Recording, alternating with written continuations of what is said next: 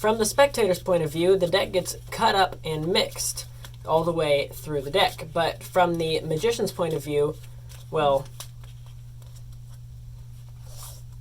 nothing changes.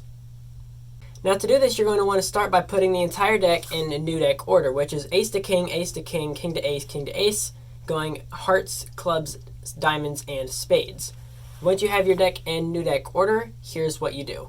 You're going to place it horizontally in front of you and contact the back with your thumbs, the front with your middle finger, and the side with your ring. You're going to take the bottom packet. I usually take about a quarter, so that'd be about 13 cards, and I'm going to slide it out with my right hand, the bottom part. So you're going to slide the bottom 13 cards approximately out with your right hand. You're going to swing it around, and then when you place it on top, don't place it flush. Leave a little bit of a gap right there, okay?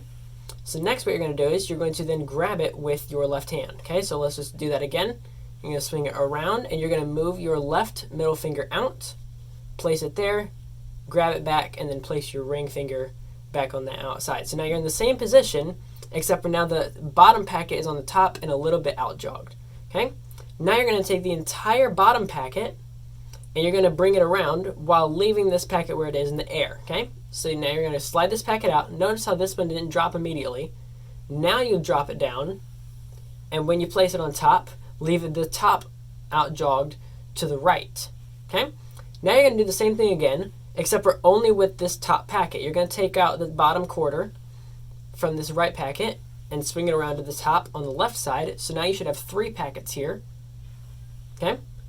And then you're going to take this right packet, slide it out. This left packet drops, put it on top and out jogged. And you do it one more time, slide out the bottom half.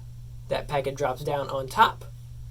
Take this packet out and put it on top. And what that does is this packet goes to here, but then it goes right back to where it was, right? Same thing for the next packet, next. And you can honestly do this as many times as you want to, but when you get it down smooth, you can just keep going and going, and you can decide how many times you want to do it. The entire deck stays in the same order. If you want to check out an entire playlist of false cuts, I'd check it out over to the side, and if you want even more from me, either subscribe and ring the bell, or if you want even more than that, hit the blue join button down below. Comment down below with your favorite false cut, and I'll catch you guys in the next one. This is CPM, signing off.